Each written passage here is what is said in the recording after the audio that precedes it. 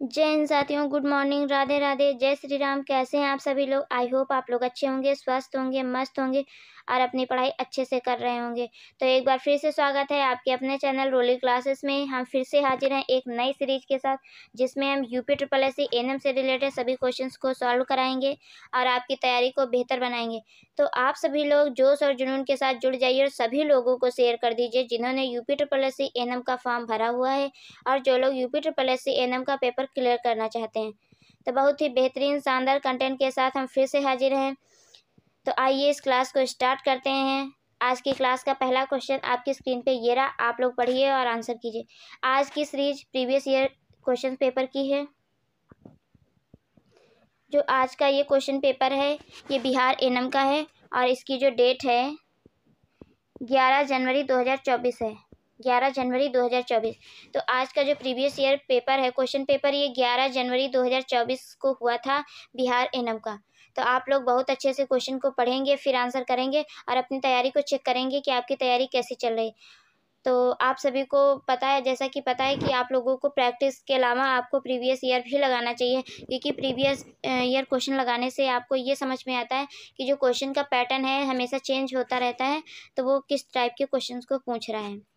तो चलिए स्टार्ट करते हैं और मैं वेट करूँगी, आप लोग आंसर ज़रूर करेंगे और लास्ट तक बने रहेंगे, तभी आप लोग समझ पाएंगे कि आपकी तैयारी कैसी चल रही है। क्वेश्चन है, बच्चे के जन्म के तुरंत बाद ऑक्सीटोसिन देने का प्राथमिक उद्देश्य है। बहुत ध्यान से क्वेश्चन को पढ़ेंगे फिर आंसर करेंगे। क्वेश्चन कह रहा है कि बच्चे के जन्म के तुरंत बाद ऑक्सीटोसिन देने का प्राथमिक उद्देश्य है। ऑप्शन ए, दूध उत्पादन को बढ़ावा देना। ऑप्शन बी, गर्भाशयी समस्त उत्तेजित करना। ऑप्शन डी, दर्द को दूर करना। ऑप्शन डी, प्रसवोत्तर रक्तस्राव को रोकना। तो ऑक्सीटोसिन देने का प्राथमिक उद्देश्य क्या है? प्रसवोत्तर रक्तस्राव को रोकना। तो इस क्वेश्चन का राइट आंसर है option D. Right answer option D, प्रसवोत्तर रक्तस्राव को रोकना।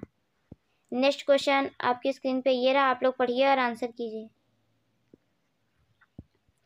क्वेश्चन है, सामुदायिक स्वास्थ्य समस्याओं के समाधान में समानता का सिद्धांत निम्नलिखित में से किसको संदर्भित करता है? क्वेश्चन कह रहा है कि सामुदायिक स्वास्थ्य समस्याओं को, कम्युनिटी हेल्थ प्रॉब्लम्स के समाधान में समानता का सिद्धांत निम्नलिखित में से किसको संदर्भित करता है? ऑप्शन ए, केवल बहुसंख्यक आबादी की स्वास्थ्य आवश्यकताओं पर ध्यान केंद्रित करने को। ऑप्शन बी, विभिन्न जनसंख्या समूहों की भिन्न आवश्यकताओं के आधार पर स्वास्थ्य संसाधनों का वितरण करने को। ऑप्शन सी, समुदाय के सभी सदस्यों को समान संसाधन उपलब्ध कराने को। ऑप्शन डी, सबसे धनी समुदाय के सदस्यों के लिए स्वास्थ्य देखभाल को प्राथमिकता देने को। जल्दी जल्दी आंसर कीजिए आप लोग।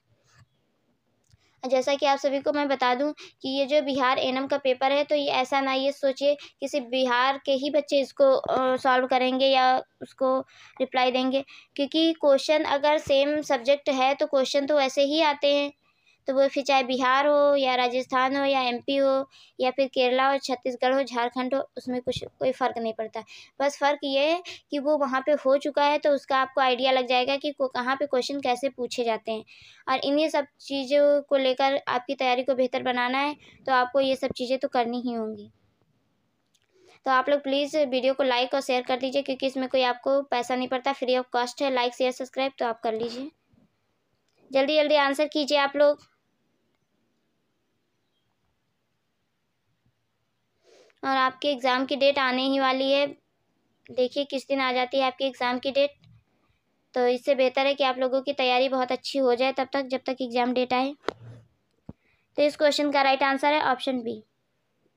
राइट आंसर ऑप्शन बी, विभिन्न जनसंख्या समूहों की भिन्न आवश्यकताओं के आधार पर स्वास्थ्य संसाधनों का वितरण करने को। तो सामुदायिक स्वास्थ्य समस्याओं के समाधान में समानता का सिद्धांत निम्नलिखित में से किसको संदर्भित करता है? विभिन्न जनसंख्या समूहों की भिन्न आवश्यकताओं।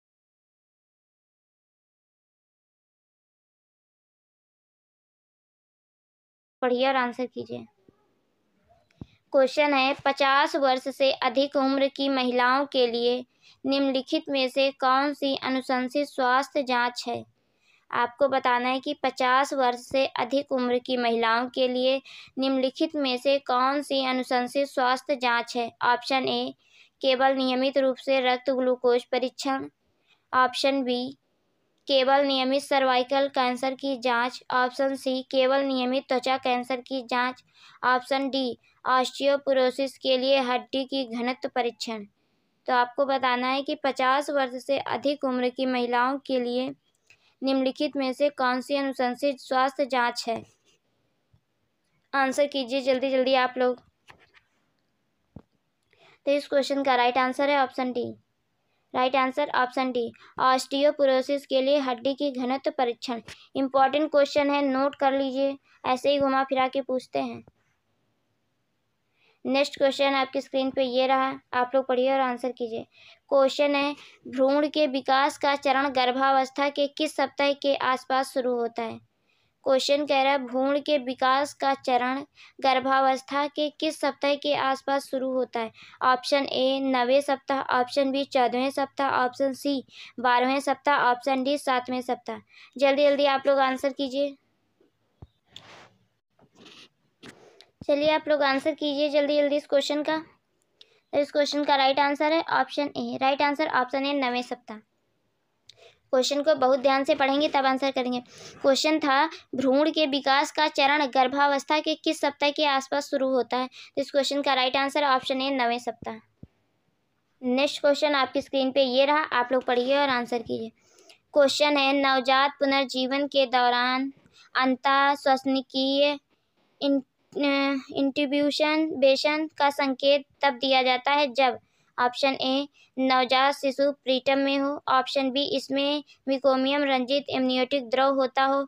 ऑप्शन सी, हृदय गति 100 बीट पर मिनट से ऊपर हो। ऑप्शन डी, सकारात्मक दबाव वाला वेंटिलेशन अप्रभाव हो। क्वेश्चन कह रहा है कि नवजात पुनर्जीवन के दौरान अंतःश्वसनिकीय इंट्यूबेशन का संकेत तब दिया जाता है। इंट्यूबेशन का संकेत तब दिया जाता है जब सकारात्मक दबाव वाला वेंटिलेशन अप्रभाव हो। तो इस क्वेश्चन का right answer option D. Right answer option D. Next question आपकी स्क्रीन पे ये रहा, पढ़िए और आंसर कीजिए। क्वेश्चन है, निम्नलिखित में से कौन सी ऐसी रणनीति नहीं है जिसका उपयोग बाल स्वास्थ्य नर्सें होम विजिट करते समय सांसाकृतिक बाधाओं को दूर करने के लिए कर सकती हैं। क्वेश्चन को बहुत ध्यान से पढ़ेंगे फिर आंसर करेंगे। क्वेश्चन कह रहा है कि निम्नलिखित में से कौन सी ऐसी रणनीति नहीं है जिसका उपयोग बाल स्वास्थ्य नर्सें होम विजिट करते समय सांस्कृतिक बाधाओं को दूर करने के लिए कर सकती हैं। ऑप्शन ए, नस्लवाद और भेदभाव के मुद्दों को संबोधित करना। ऑप्शन बी, भाषा संबंधी बाधाओं को दूर करने के लिए प्रौद्योगिकी के उपयोग से बचना। ऑप्शन सी, यदि आवश्यक हो तो दुभाषिया का उपयोग करना। ऑप्शन डी, शब्द जाल जागरण या चिकित्सा शब्दावली के प्रयोग से बचना। बताइए आप लोग, आंसर कीजिए जल्दी जल्दी। तो ये सब क्वेश्चंस बहुत ध्यान से पढ़ने वाले हैं फिर आंसर करना। तो इस क्वेश्चन का राइट आंसर है option B. Right answer option B, भाषा संबंधी बाधाओं को दूर करने के लिए प्रौद्योगिकी के उपयोग से बचना। नेक्स्ट क्वेश्चन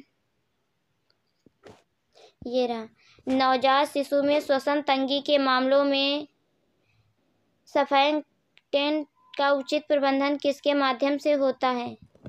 आपको बताना है कि नवजात शिशु में श्वसन तंगी के मामलों में सर्फैक्टेंट का उचित प्रबंधन किसके माध्यम से होता है। ऑप्शन ए, अंतःशिरा आसव। ऑप्शन बी, मौखिक प्रबंधन। Option C, endotracheal tube. Option D, intramuscular injection.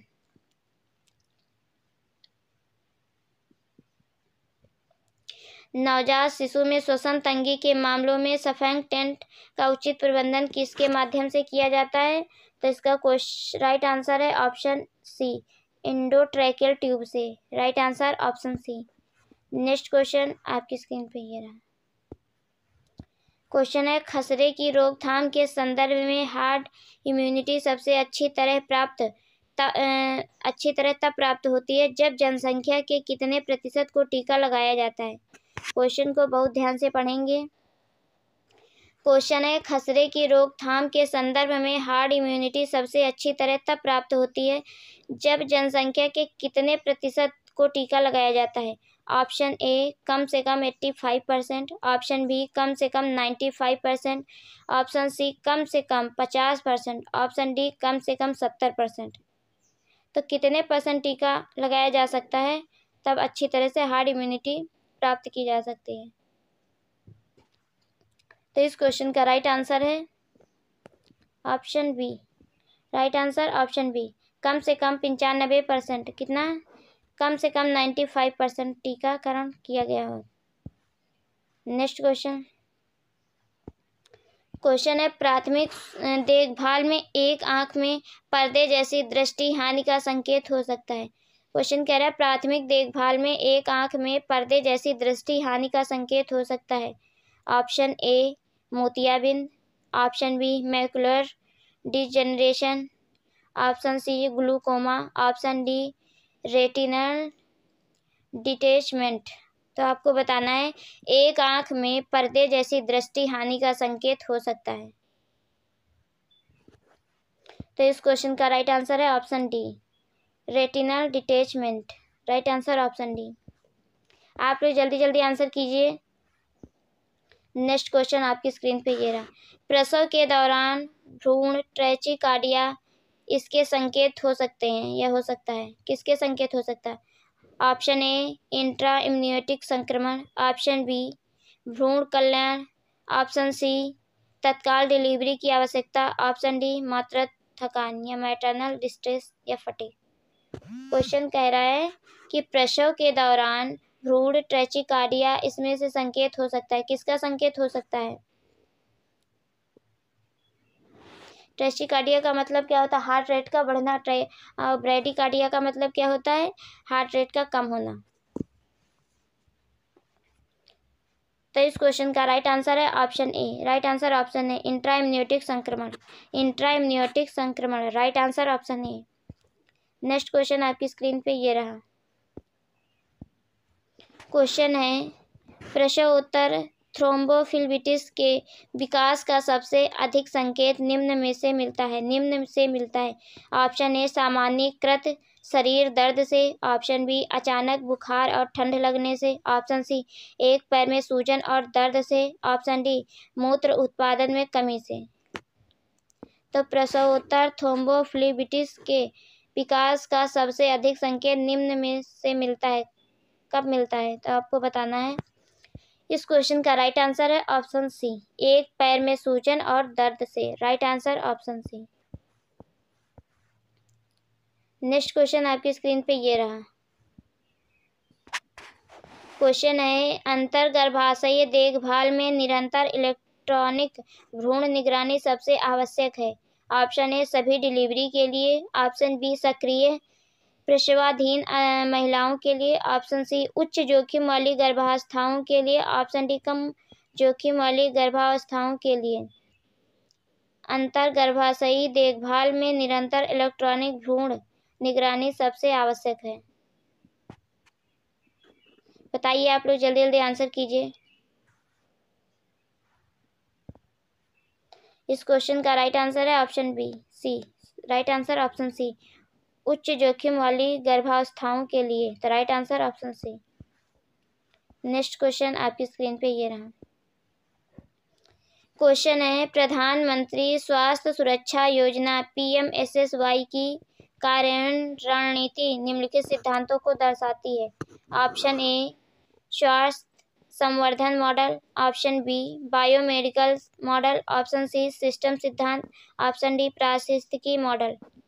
Question कह रहा है कि प्रधानमंत्री स्वास्थ्य सुरक्षा योजना की कार्यान्वयन रणनीति निम्नलिखित सिद्धांतों को दर्शाती है। और आप सभी को एक बात और मैं बता दूं कि आप लोगों को करंट हमेशा पढ़ना चाहिए, क्योंकि करंट से रिलेटेड जो भी आपके एग्ज़ाम से रिलेटेड क्वेश्चन स्कीम योजनाएं स्टार्ट होती हैं उनसे क्वेश्चन पूछा जाता है।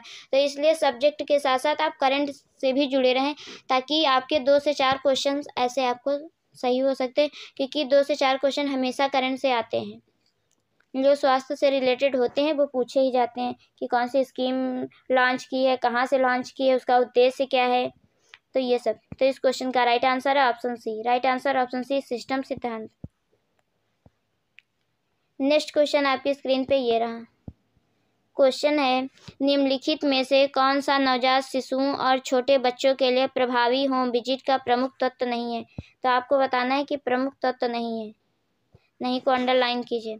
ऑप्शन ए, परिवार को अनुरूप शिक्षा और सहायता प्रदान करना। ऑप्शन बी, परिवार के साथ भरोसेमंद संबंध स्थापित करना। ऑप्शन सी, स्वास्थ्य देखभाल नियुक्तियों के लिए परिवहन प्रदान करना। ऑप्शन डी, बच्चों के स्वास्थ्य और विकास का व्यापक मूल्यांकन करना। क्वेश्चन कह रहा है कि कौन सा नवजात शिशुओं और छोटे बच्चों के लिए प्रभावी होम विजिट का प्रमुख तत्व नहीं है। तो इस क्वेश्चन का राइट आंसर है option C. Right answer option C, स्वास्थ्य देखभाल नियुक्तियों के लिए परिवहन प्रदान करना, ये होम विजिट का प्रमुख तत्व नहीं है। तो इसलिए इसका right answer option C. Next question आपकी स्क्रीन पे ये रहा। मस्तिष्क में रक्त के प्रवाह में रुकावट की विशेषता वाला स्ट्रोक का सबसे आम प्रकार है। मस्तिष्क में रक्त के प्रवाह में रुकावट की विशेषता वाला स्ट्रोक का सबसे आम प्रकार है। ऑप्शन ए, मस्तिष्कीय एनेरिज्म। ऑप्शन बी, रक्तस्रावी आघात। ऑप्शन सी, इस्कीमिक आघात। ऑप्शन डी, संक्रामक ischemic attack.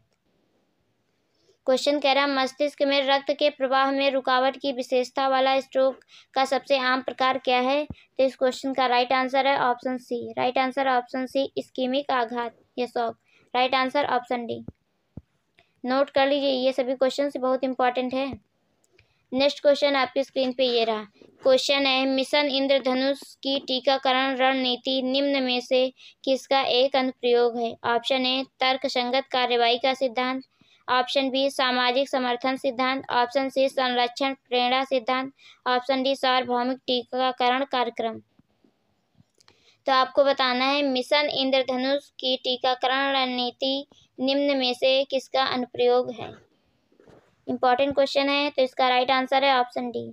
Right answer option D, सार्वभौमिक टीकाकरण। राइट आंसर ऑप्शन डी, सार्वभौमिक टीकाकरण। नेक्स्ट क्वेश्चन आपकी स्क्रीन पे ये रहा।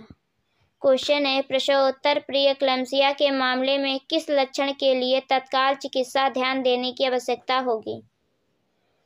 क्वेश्चंस को बहुत अच्छे से पढ़ेंगे। क्वेश्चन कह रहा है, प्रसवोत्तर प्रीएक्लेम्सिया के मामले में किस लक्षण के लिए तत्काल चिकित्सा ध्यान देने की आवश्यकता होगी। ऑप्शन ए, दृष्टि संबंधित विकृतियां। ऑप्शन बी, हल्का सिर दर्द। ऑप्शन सी, पैरों में हल्की सूजन। ऑप्शन डी, थकान। तो प्रसवोत्तर प्रीएक्लेम्सिया के मामले में किस लक्षण के लिए तत्काल चिकित्सा ध्यान देने की आवश्यकता होगी। तो blood vision. Right answer option A. Right answer option ए, दृष्टि संबंधी विकृतियां हो सकती हैं। नेक्स्ट क्वेश्चन आपकी स्क्रीन पे ये रहा। क्वेश्चन है, ड्राई हीट स्टरलाइजेशन आमतौर पर किस तापमान रेंज पर किया जाता है।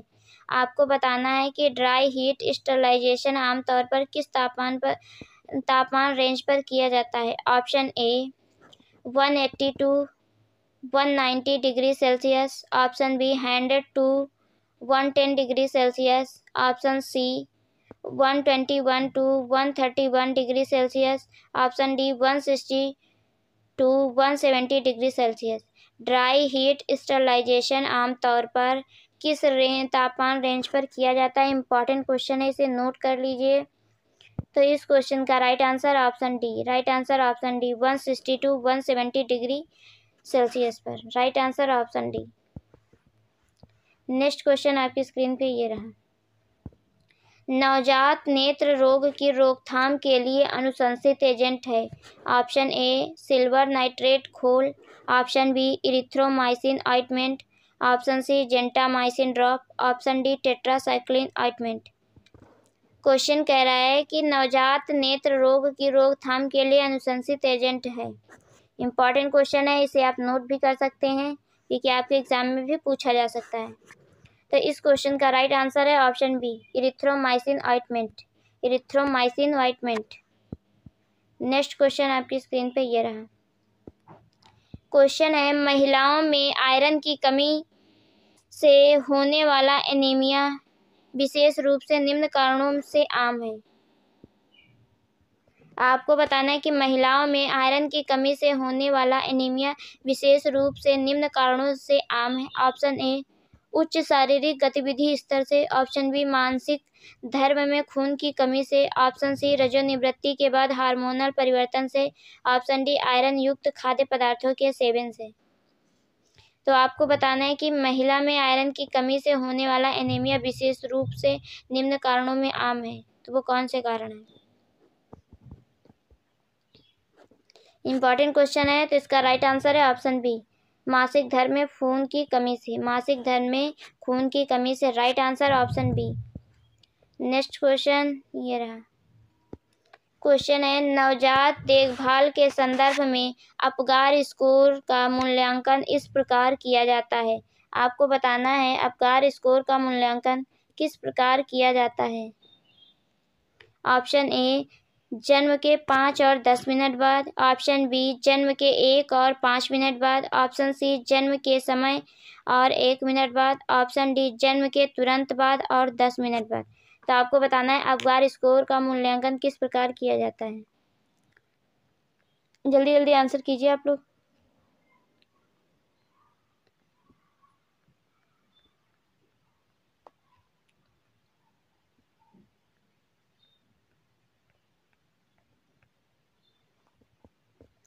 अपगार का फुल फॉर्म होता है appearance, pulse, grimace, activity and respiration. Full form बहुत अच्छे से ध्यान रखेंगे क्योंकि कई बार पूछा गया है कि अपगार का फुल फॉर्म क्या होता है। तो क्या होता है, appearance, pulse, grimace, activity and respiration.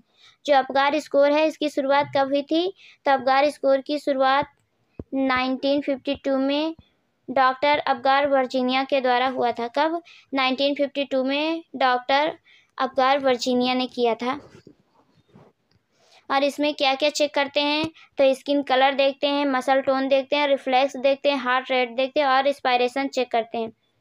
तो इस क्वेश्चन का राइट आंसर है option B. Right answer option B, जन्म के 1 और 5 मिनट बाद अपगार स्कोरिंग का मूल्यांकन करते हैं। तो राइट आंसर ऑप्शन बी। और इसमें मैक्सिमम स्कोर कितना होता है, 10। मैक्सिमम स्कोर कितना होता है, 10 होता है। Right answer option B. Next question आपकी स्क्रीन पे ये रहा। क्वेश्चन है, निर्धारित गतिविधियों के लिए उपकेंद्रों और क्लिनिकों का आयोजन करते समय दक्षता और प्रभावशीलता सुनिश्चित करने के लिए एक महत्वपूर्ण कारक क्या है। ऑप्शन ए, सामुदायिक आवश्यकताओं और पीक डिमांड के समय के अनुसार सेवाओं और कर्मचारियों की उपलब्धता को संरेखित करना। ऑप्शन बी, सभी स्वास्थ्य सेवाओं को केवल पीक आवर्स के दौरान उपलब्ध कराने का समय निर्धारित करना। ऑप्शन सी, दुर्लभ स्थितियों की अनदेखी करते हुए सेवाओं को सबसे सामान्य स्वास्थ्य समस्याओं तक सीमित रखना। ऑप्शन डी, स्थानीय विभिन्नताओं की परवाह किए बिना सभी उपकेंद्रों पर एक समान कार्यक्रम लागू करना।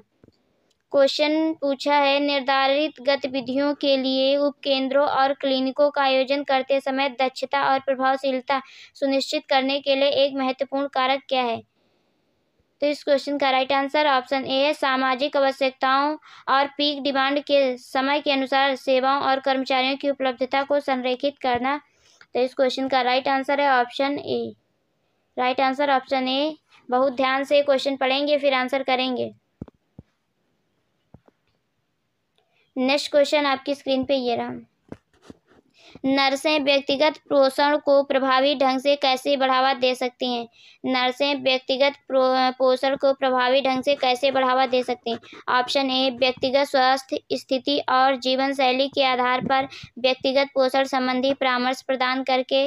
ऑप्शन बी, व्यक्तिगत विविधताओं पर विचार किए बिना सामान्य आहार योजनाओं का सुझाव देकर। ऑप्शन सी, सभी व्यक्तियों को आहार अनुपूरक निर्धारित करके। ऑप्शन डी, व्यक्तियों को लोकप्रिय आहार प्रवृत्ति का पालन करने के लिए प्रोत्साहित करके।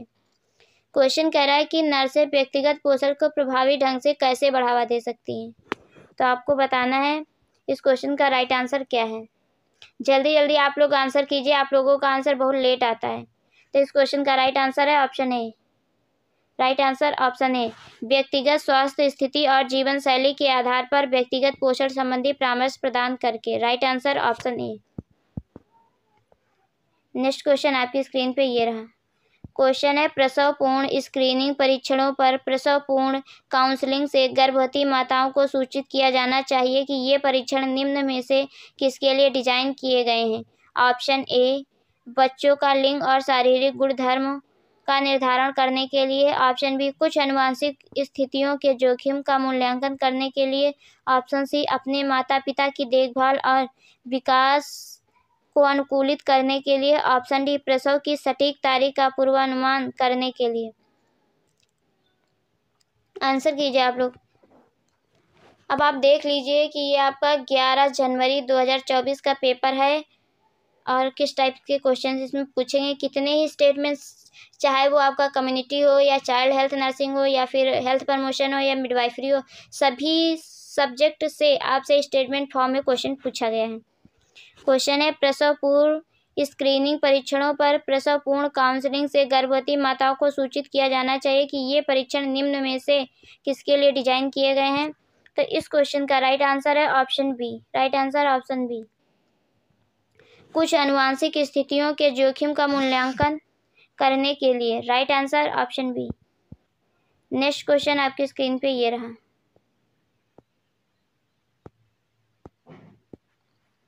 क्वेश्चन है, निम्नलिखित में से कौन सा सामुदायिक स्वास्थ्य नर्सिंग में होम विजिट का प्राथमिक उद्देश्य नहीं है। आपको बताना है कि कौन सा प्राथमिक उद्देश्य नहीं है। ऑप्शन ए, संभावित स्वास्थ्य समस्याओं की शीघ्र पहचान और हस्तक्षेप प्रदान करना। ऑप्शन बी, तीव्र देखभाल सेवाएं प्रदान करना। ऑप्शन सी, स्वस्थ व्यवहार और रोग की रोकथाम को बढ़ावा देना। ऑप्शन डी, परिवारों को सहायता और शिक्षा प्रदान करना। क्वेश्चन कह रहा है कि कौन सा सामुदायिक स्वास्थ्य नर्सिंग में होम विजिट का प्राथमिक उद्देश्य नहीं है। क्या प्राथमिक उद्देश्य नहीं है? संभावित स्वास्थ्य समस्याओं की शीघ्र पहचान का हस्तक्षेप प्रदान करना राइट है। तीव्र देखभाल सेवाएं प्रदान करना, तो होम विजिट का प्राथमिक उद्देश्य तीव्र देखभाल सेवाएं प्रदान करना नहीं है। तो इस क्वेश्चन का राइट आंसर है option B. Right answer option B, तीव्र देखभाल सेवाएं प्रदान करना। नेक्स्ट क्वेश्चन आपकी स्क्रीन पे ये रहा, आप लोग पढ़िए और आंसर कीजिए। क्वेश्चन है, हेपेटाइटिस सी के संचरण को रोकने में कौन सा हस्तक्षेप सबसे प्रभावी है। आपको बताना है कि हेपेटाइटिस सी के संचरण को रोकने में कौन सा हस्तक्षेप सबसे प्रभावी। ऑप्शन ए, हेपेटाइटिस सी टीकाकरण। ऑप्शन बी, उच्च जोखिम वाली आबादी के लिए एंटीवायरल प्रोफाइलैक्सिस। ऑप्शन सी, सामान्य आबादी में नियमित लीवर कार्यान्वयन परीक्षण।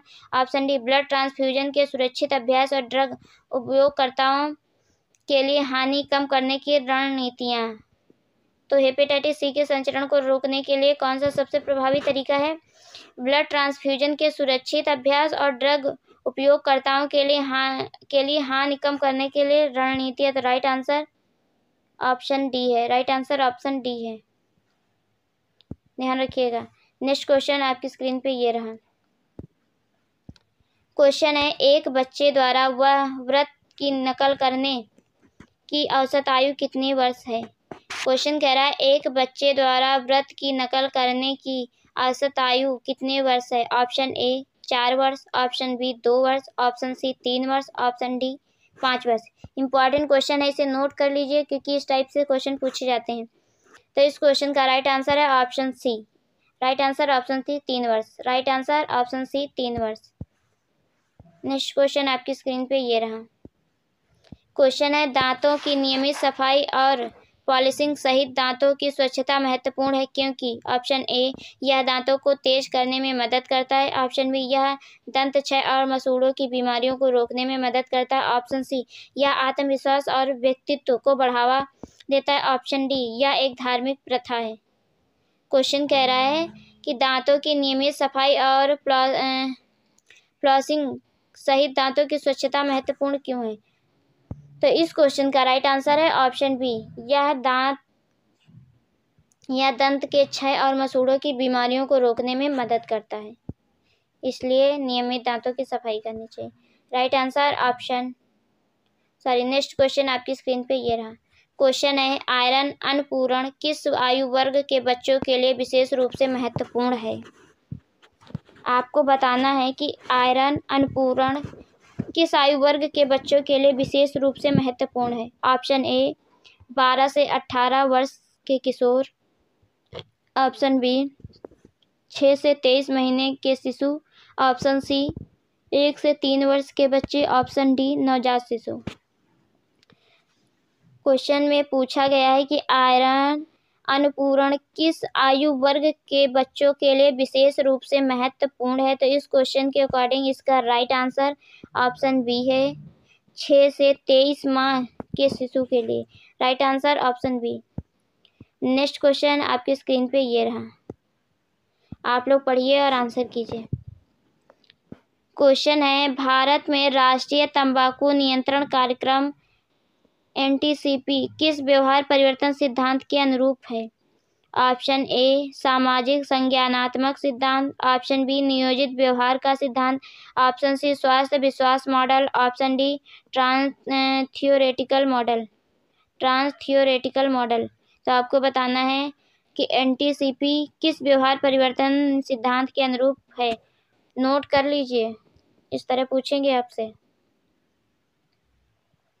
तो इस क्वेश्चन का राइट आंसर है option C. Right answer option C, स्वास्थ्य विश्वास मॉडल किसके सिद्धांत के अनुरूप है। तो स्वास्थ्य विश्वास मॉडल के अनुरूप। राइट आंसर ऑप्शन सी।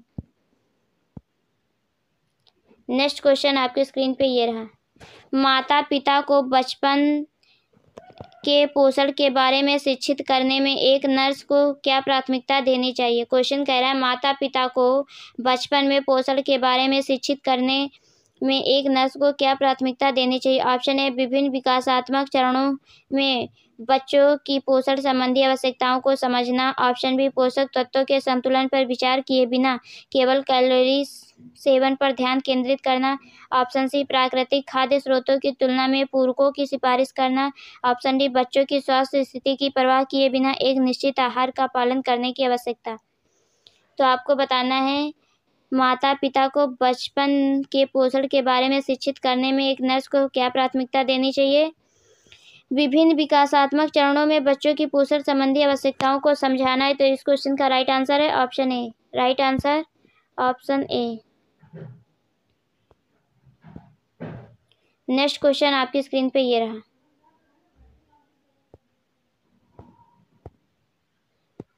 क्वेश्चन है एक सामुदायिक स्वास्थ्य नर्स के लिए विविध आबादी तक स्वास्थ्य जानकारी संप्रेषित करने के लिए कौन सी विधि सबसे प्रभावी है। क्वेश्चन है एक सामुदायिक स्वास्थ्य नर्स के लिए विविध आबादी तक स्वास्थ्य जानकारी संप्रेषित करने के लिए कौन सी विधि सबसे प्रभावी है। ऑप्शन ए विशेषज्ञता प्रदर्शित करने के लिए जटिल चिकित्सा शब्दावली का उपयोग करना, ऑप्शन बी सभी स्वास्थ्य संचार के लिए पूरी तरह से लिखित सामग्री पर निर्वहन करना रहना, ऑप्शन सी संचार पद्धति को समुदाय की सांस्कृतिक भाषाई और साक्षरता आवश्यकताओं के अनुरूप बनाना, ऑप्शन डी समुदाय की भाषाई विविधता की परवाह किए बिना एक ही भाषा में जानकारी प्रदान करना। आंसर कीजिए आप लोग जल्दी जल्दी। अब देख लीजिए कि 32 क्वेश्चन पे आ गए हैं और आपको वैसे ही क्वेश्चन मिल रहे हैं स्टेटमेंट फॉर्म वाले। 2 से 4 क्वेश्चन ऐसे थे जो वन लाइनर थे। तो इस क्वेश्चन का राइट आंसर है option C. Right answer option C क्या है, संचार पद्धति को समुदाय की सांस्कृतिक भाषाई और साक्षरता आवश्यकताओं के अनुरूप बनाना। तो right answer option C. Next question आपकी स्क्रीन पे ये रहा, क्वेश्चन है इम्पैटिगो वाले बच्चे का प्रबंधन करते समय पहली पंक्ति की चिकित्सा आमतौर पर होती है। इम्पैटिगो वाले बच्चे का प्रबंधन करते समय पहली पंक्ति की चिकित्सा आमतौर पर होती है। Option A topical antifungal cream, option B topical mupirocin, option C systematic corticosteroids, option D मौखिक एंटीथिस्टिकमाइंस। तो आपको बताना है कि इम्पैटिगो वाले बच्चे के प्रबंधन करते समय पहली पंक्ति की चिकित्सा आमतौर पर क्या होती है। तो इस क्वेश्चन का राइट आंसर है option B topical mupirocin. Right answer option B. Next question आपकी स्क्रीन पे ये रहा, क्वेश्चन है संदिग्ध प्लेसेंटल अन्नप्राशन के मामलों में तत्काल संदर्भ के लिए मुख्य संकेतक कौन सा है? ऑप्शन ए गर्भाशय की कोमलता के साथ योनि से रक्तस्राव, ऑप्शन बी स्थिर भ्रूण की हृदय गति, ऑप्शन सी पिछली कम जोखिम वाली गर्भावस्थाओं का इतिहास, ऑप्शन डी पेट में हल्की परेशानी। संदिग्ध प्लेसेंटल अन्नप्राशन के मामलों में तत्काल संदर्भ के लिए मुख्य संकेतक कौन सा है? जल्दी जल्दी आंसर कीजिए आप लोग। तो इस क्वेश्चन का राइट आंसर है option A. Right answer option ए, गर्भाशय की कोमलता के साथ योनि से रक्तस्राव। Right answer option A. Next question आपकी स्क्रीन पे ये रहा, आप लोग पढ़िए और आंसर कीजिए। क्वेश्चन है सामुदायिक स्वास्थ्य नर्सिंग में देखभाल परामर्श का एक मूलभूत सिद्धांत है। सामुदायिक स्वास्थ्य नर्सिंग में स्वास्थ्य परामर्श का एक मूलभूत सिद्धांत है। ऑप्शन ए ग्राहक के साथ गैर निर्णयात्मक, सहानुभूतिपूर्ण और सहायक संबंध स्थापित करना, ऑप्शन बी ग्राहक स्वायत्तता और निर्देशात्मक सलाह पर जोर देना, ऑप्शन सी स्वास्थ्य के भावनात्मक या मनोवैज्ञानिक पहलुओं के बारे में चर्चा से बचना, ऑप्शन डी परामर्श सत्रों को केवल सूचनात्मक आदान प्रदान तक सीमित रखना। सामुदायिक स्वास्थ्य नर्सिंग में स्वास्थ्य परामर्श का एक मूलभूत सिद्धांत है ग्राहक के साथ गैर निर्णयात्मक, सहानुभूतिपूर्ण और सहायक संबंध स्थापित करना। आप लोग जल्दी जल्दी आंसर कीजिए, आपके आंसर नहीं आ रहे हैं। तो इस क्वेश्चन का राइट आंसर है option A. Right answer option ए, ग्राहक के साथ गैर निर्णयात्मक, सहानुभूतिपूर्ण और सहायक संबंध स्थापित करना। इस क्वेश्चन का right answer option A. Next question आपकी स्क्रीन पे ये रहा, आप लोग पढ़िए और आंसर कीजिए। क्वेश्चन है सामुदायिक स्वास्थ्य नर्सिंग में प्रभावी हेल्थ काउंसलिंग के कुछ प्रमुख सिद्धांत क्या हैं? पॉइंट 1 ग्राहक के साथ भरोसेमंद और सम्मानजनक संबंध स्थापित करना, पॉइंट 2 व्यक्ति केंद्रित दृष्टिकोण का उपयोग करना जो ग्राहक की जरूरतों और लक्ष्यों पर केंद्रित है, पॉइंट 3 सांस्कृतिक रूप से संवेदनशील और उचित देखभाल प्रदान करना। आपको बताना है कि सामुदायिक स्वास्थ्य नर्सिंग में प्रभावी हेल्थ काउंसलिंग के प्रमुख सिद्धांत क्या हैं। ऑप्शन ए केवल 2 और 3, ऑप्शन बी केवल 1 और 3, ऑप्शन सी 1, 2 और 3, ऑप्शन डी केवल 1 और 2। तो आपको बताना है सामुदायिक स्वास्थ्य नर्सिंग के प्रभावी हेल्थ काउंसलिंग के कुछ प्रमुख सिद्धांत क्या हैं। तो इस क्वेश्चन का राइट आंसर ऑप्शन सी है। 1, 2, 3 तीनों हैं। Right answer option C. Next question आपकी स्क्रीन पे ये रहा। क्वेश्चन है स्वास्थ्य देखभाल सेटिंग्स में नरम सतहों को कीटाणु रहित करने के लिए आमतौर पर किस कीटाणुनाशक का उपयोग किया जाता है? क्वेश्चन कह रहा है कि स्वास्थ्य देखभाल सेटिंग्स में नरम सतहों को कीटाणु रहित करने के लिए आमतौर पर किस कीटाणुनाशक का उपयोग किया जाता है? ऑप्शन ए क्वाटरनरी अमोनियम यौगिक, ऑप्शन बी फेनोलिक यौगिक, ऑप्शन सी हाइपोक्लोराइड घोल, ऑप्शन डी फॉर्मल्डिहाइड। तो आपको बताना है कि स्वास्थ्य देखभाल सेटिंग्स में नरम सतहों को कीटाणु रहित करने के लिए आमतौर पर किस कीटाणुनाशक का उपयोग किया जाता है। तो इस क्वेश्चन का राइट आंसर है option A. Right answer option A quaternary ammonium यौगिक। नोट कर लीजिए, राइट आंसर ऑप्शन ए। इंपॉर्टेंट क्वेश्चन है, इसे नोट कर लीजिए। नेक्स्ट क्वेश्चन आपकी स्क्रीन पे ये रहा। क्वेश्चन है प्रसव पूर्ण काउंसलिंग के दौरान एक दाई को निम्नलिखित में से किस विषय पर शिक्षा और परामर्श प्रदान करना चाहिए? पॉइंट 1 पोषण और व्यायाम पर, पॉइंट 2 प्रसव पीड़ा के लक्षण और संकेत पर, पॉइंट 3 प्रसवोत्तर देखभाल पर। आपको बताना है कि प्रसव पूर्व काउंसलिंग के दौरान एक दाई को निम्नलिखित में से किस विषय पर शिक्षा परामर्श प्रदान करना चाहिए। तो पॉइंट 1 में पोषण और व्यायाम राइट है, प्रसव पीड़ा के लक्षण और संकेत पर राइट है, प्रसवोत्तर देखभाल पर तो राइट है। तो इस क्वेश्चन का राइट आंसर ऑप्शन बी है।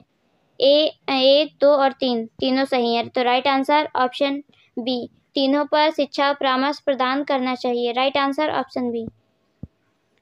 नेक्स्ट क्वेश्चन आपकी स्क्रीन पे ये रहा, आप लोग पढ़िए और आंसर कीजिए। क्वेश्चन है स्वास्थ्य देखभाल सुविधाओं में आवश्यक स्टॉक को इंडेंट करने और बनाए रखने में महत्वपूर्ण कारक क्या है। क्वेश्चन को बहुत ध्यान से पढ़ेंगे फिर आंसर करेंगे। मैं बार बार एक ही बात बोल रही हूँ क्योंकि अगर आपका यहाँ पे क्वेश्चन गलत होता है तो यहाँ पे आपके पास चांस है सही करने का, लेकिन जब एग्जाम हॉल में क्वेश्चन गलत होता है तब आपके पास टाइम नहीं होता है। तो अभी से बहुत अच्छे से क्वेश्चन पढ़ने की कोशिश करेंगे क्योंकि फ्लो में क्वेश्चन पढ़ने के बाद आंसर करने से काफ़ी चांस होते हैं गलत होने के। आप जब भी क्वेश्चन पढ़िए उसको ध्यान से पढ़िए, उसके अर्थ को समझने की कोशिश करिए कि पूछ क्या रहा, कहना क्या चाह रहा। सबसे पहले आप क्वेश्चन को ढंग से पढ़ेंगे फिर उसके बाद आंसर को पढ़ेंगे। तो क्वेश्चन है स्वास्थ्य देखभाल सुविधाओं में आवश्यक स्टॉक को इंडेंट करने और बनाए रखने में महत्वपूर्ण कारक क्या है। ऑप्शन ए मांग की परवाह किए बिना हर महीने समान मात्रा में आपूर्ति का आर्डर देना। ऑप्शन बी भविष्य में कमी से बचने के लिए बड़ी मात्रा में दवाओं का भंडारण करना। ऑप्शन सी गुणवत्ता पर विचार किए बिना केवल सबसे कम महंगी आपूर्तियां खरीदना। ऑप्शन डी बजट की कटौती और भंडारण क्षमता के साथ आवश्यक आपूर्ति की आवश्यकताओं को संतुलित करना। तो इसमें आपसे पूछा था कि आवश्यक स्टॉक को इंडेंट करने और बनाए रखने में महत्वपूर्ण कारक क्या है, तो इसका राइट आंसर है option D. Right answer option D. इसमें कहा जा रहा है कि बजट की कमी और भंडारण क्षमता के साथ आवश्यक आपूर्ति की आवश्यकता को संतुलित करना। Right answer option D. Next question आपकी स्क्रीन पे ये रहा। क्वेश्चन है स्वास्थ्य देखभाल प्रबंधन के संदर्भ में प्रभावी रिकॉर्ड कीपिंग रोगी सुरक्षा में कैसे योगदान देती है। ऑप्शन ए गोपनीयता उल्लंघनों को कम करने के लिए रोगी की जानकारी साझा करने को सीमित करके। ऑप्शन बी रोगी के स्वास्थ्य रिकॉर्ड के बजाय केवल प्रशासनिक रिकॉर्ड पर ध्यान केंद्रित करके। ऑप्शन सी एक जटिल प्रारूप के रिकॉर्ड बनाए रखकर जिसे केवल वरिष्ठ चिकित्सा कर्मचारी ही समझ सकते हैं। ऑप्शन डी व्यापक रोगी डेटा प्रदान करके सटीक निदान और उपचार में सहायता करके। तो सबसे पहले आपको क्वेश्चन को ध्यान से पढ़ना है कि क्वेश्चन कह क्या रहा है। क्वेश्चन कह रहा है कि स्वास्थ्य देखभाल प्रबंधन के संदर्भ में प्रभावी रिकॉर्ड कीपिंग रोगी सुरक्षा में कैसे योगदान देती है, ये आपको बताना है।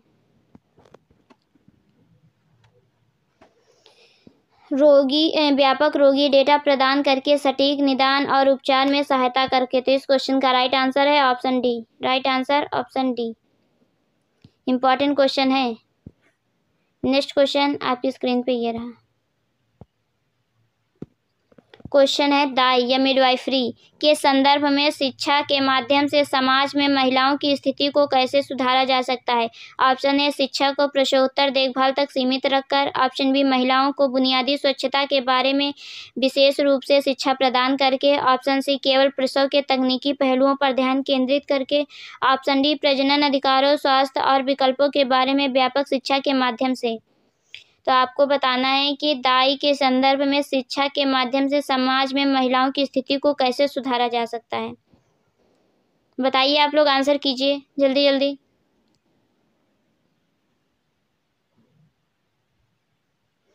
तो इस क्वेश्चन का राइट आंसर है ऑप्शन डी। राइट आंसर है ऑप्शन डी। प्रजनन अधिकारों स्वास्थ्य और विकल्पों के बारे में व्यापक शिक्षा के माध्यम से। Right answer option D. Next question आपकी स्क्रीन पे ये रहा, आप लोग पढ़िए और आंसर कीजिए। क्वेश्चन है प्रसव के बाद RH निगेटिव माताओं को RH इम्यूनोग्लोबिन देने का प्राथमिक उद्देश्य निम्न में से किसकी रोकथाम करना है। क्वेश्चन बहुत इंपॉर्टेंट है, बहुत अच्छे से पढ़ेंगे। क्वेश्चन कह रहा है कि प्रसव के बाद RH निगेटिव माताओं को RH इम्यूनोग्लोबुलिन देने का प्राथमिक उद्देश्य निम्न में से किसकी रोकथाम करना। ऑप्शन ए मात्र एनीमिया। ऑप्शन बी नवजात या नवजात से संबंधित पीलिया। ऑप्शन सी भविष्य में एटोपिक गर्भधारण। ऑप्शन डी नवजात शिशु का हीमोलिटिक रोग। तो RH निगेटिव माता को RH इम्यूनोग्लोबिन देने का प्राथमिक उद्देश्य नवजात शिशु में हीमोलिटिक रोग की रोकथाम करना। तो इस क्वेश्चन का राइट आंसर है ऑप्शन डी। इंपॉर्टेंट क्वेश्चन है, इसे नोट कर लीजिए। नेक्स्ट क्वेश्चन आपकी स्क्रीन पे ये रहा, आप लोग पढ़िए और आंसर कीजिए। क्वेश्चन है सामुदायिक स्वास्थ्य टीमों में महामारी विज्ञानियों की एक प्रमुख भूमिका है। सामुदायिक स्वास्थ्य टीमों में महामारियों विज्ञानियों की एक प्रमुख भूमिका है। ऑप्शन ए आबादी में बीमारियों के पैटर्न और कारणों का अध्ययन करना। ऑप्शन बी दंत परीक्षण आयोजित करना। ऑप्शन सी प्रत्यक्ष नर्सिंग देखभाल प्रदान करना। ऑप्शन डी औषधियों का प्रबंधन करना। तो आपको बताना है कि सामुदायिक स्वास्थ्य टीमों में महामारी विज्ञानियों की एक प्रमुख भूमिका है। तो इस क्वेश्चन का right answer option A. Right answer option ए। आबादी में बीमारियों के पैटर्न और कारणों का अध्ययन करना। Right answer option A. Next question आपकी स्क्रीन पे ये रहा। क्वेश्चन है, निम्नलिखित में से कौन सा सामुदायिक स्वास्थ्य नर्स का प्रमुख लक्षण नहीं है? तो आपको बताना है प्रमुख लक्षण नहीं है। ऑप्शन ए, सामुदायिक गतिशीलता की एक मजबूत समझ प्रदर्शित करना। ऑप्शन बी, सांस्कृतिक संवेदनशीलता और क्षमता प्रदर्शित करना।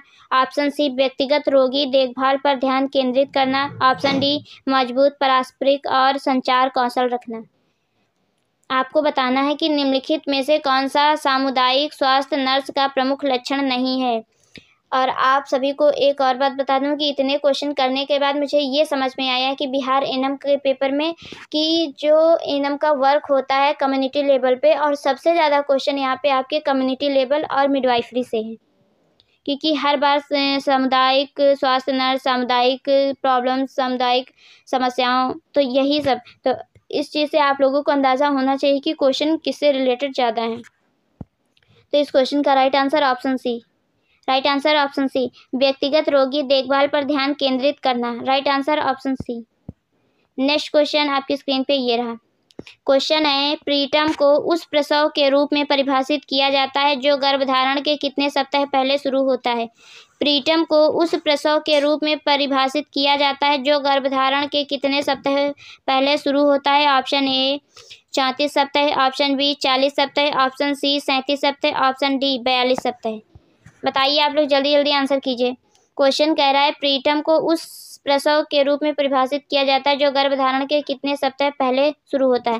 तो इस क्वेश्चन का राइट आंसर ऑप्शन सी 37 सप्ताह। और प्रीटर्म के लिए 37 सप्ताह से पूर्व और पोस्टर्म के लिए 42 सप्ताह बाद। तो राइट आंसर ऑप्शन सी। याद रखिएगा, प्रीटर्म पूछ रहा है या पोस्टर्म पूछ रहा है, क्योंकि लोग बहुत कंफ्यूज रहते हैं प्रीटर्म और पोस्टर्म में। तो राइट आंसर ऑप्शन सी।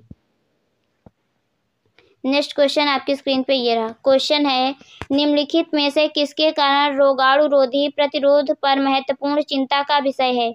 निम्नलिखित में से किसके कारण रोगाणुरोधी प्रतिरोध पर महत्वपूर्ण चिंता का विषय है? ऑप्शन ए, एंटीबायोटिक्स का अधिक उपयोग और दुरुपयोग। ऑप्शन बी, व्यायाम की कमी। ऑप्शन सी, टीकाकरण। ऑप्शन डी, उच्च कार्बोहाइड्रेट आहार। क्वेश्चन क्या है, ध्यान से पढ़ेंगे। क्वेश्चन कह रहा है, निम्नलिखित में से किसके कारण रोगाणुरोधी प्रतिरोध और महत्वपूर्ण चिंता का विषय है? तो इस क्वेश्चन का राइट आंसर है option A. Right answer option A, antibiotics का अत्यधिक उपयोग और दुरुपयोग। Right answer option A. Next question आपकी स्क्रीन पे ये रहा। क्वेश्चन है, सामुदायिक स्वास्थ्य नर्स के रूप में काम करने में निम्नलिखित में से कौन सी चुनौतियां हैं? पॉइंट 1, सीमित संसाधन और ऑप्शन पॉइंट 2, स्वास्थ्य को प्रभावित करने वाले जटिल सामाजिक और पर्यावरणीय कारकों को संबोधित करना। पॉइंट 3, सांस्कृतिक और भाषाई बाधाओं पर काबू पाना। ऑप्शन ए केवल 1 और 2, ऑप्शन बी केवल 2 और 3, ऑप्शन सी केवल 1 और 3, ऑप्शन डी 1, 2, 3। तो आपको बताना है कि सामुदायिक स्वास्थ्य नर्स के रूप में काम करने में निम्नलिखित में से कौन सी चुनौतियां हैं? तो इस क्वेश्चन का राइट आंसर ऑप्शन डी है, 1, 2 और 3, तीनों हैं। Right answer option D. Next question आपकी स्क्रीन पे ये रहा। उच्च जोखिम वाली गर्भधारण के संदर्भ में गर्भकालीन मधुमेह की आमतौर पर जांच की जाती है। कब की जाती है? ऑप्शन ए, गर्भधारण के 24 से 28 सप्ताह के बीच। ऑप्शन बी, पहली प्रसव पूर्व विजिट पर। ऑप्शन सी, अंतिम तिमाही के दौरान। ऑप्शन डी, केवल मधुमेह के पारिवारिक इतिहास वाले रोगियों में। तो आपको बताना है कि जो उच्च जोखिम वाली गर्भधारण के संदर्भ में गर्भकालीन मधुमेह का आमतौर पर जांच की जाती है। तो इस क्वेश्चन का राइट आंसर है option A. Right answer option ए, गर्भधारण के 24 से 28 सप्ताह के बीच जांच की जाती है। इंपॉर्टेंट क्वेश्चन है, इसे नोट कर लीजिए, कई बार पूछा गया है। नेक्स्ट क्वेश्चन आपकी स्क्रीन पे ये रहा। क्वेश्चन है, एंडोमेट्रियोसिस के प्रबंधन में अक्सर शामिल होते हैं। एंडोमेट्रियोसिस के प्रबंधन में अक्सर शामिल होते हैं। ऑप्शन ए, एक सख्त केटोजेनिक आहार, ऑप्शन बी नियमित उच्च तीव्रता व्यायाम दर्शन, ऑप्शन सी हार्मोनल थेरेपी जैसे मौखिक गर्भ निरोधक, ऑप्शन डी एंटीबायोटिक दवाओं का बार बार उपयोग। क्वेश्चन में पूछा गया है कि एंडोमेट्रियोसिस के प्रबंधन में शामिल होते हैं, कौन शामिल होते हैं? हार्मोनल थेरेपी जैसे मौखिक गर्भ निरोधक। तो इस क्वेश्चन का right answer option C. Right answer option C, hormonal therapy जैसे मौखिक गर्भ निरोधक। Right answer option C. Next question आपकी स्क्रीन पे ये रहा, आप लोग पढ़िए और आंसर कीजिए। क्वेश्चन है, टीकों के लिए कौन सा प्रबंधन मार्ग सबसे अधिक उपयोग किया जाता है? टीकों के लिए कौन सा प्रबंधन मार्ग सबसे अधिक उपयोग किया जाता है? Option A oral, option B subcutaneous, option C intramuscular, option D intravenous. तो आपको बताना है टीकों के लिए कौन सा प्रबंधन मार्ग सबसे अधिक उपयोग किया जाता है। इंपॉर्टेंट क्वेश्चन है, ध्यान रखिएगा, ऐसे भी पूछते हैं क्वेश्चन। तो इस क्वेश्चन का राइट आंसर है option C. Right answer option C intramuscular. कौन सा प्रबंधन मार्ग सबसे अधिक उपयोग किया जाता है? इंट्रामस्कुलर, जिसे हम शॉर्ट फॉर्म में IM बोलते हैं। तो इस क्वेश्चन का राइट आंसर ऑप्शन सी।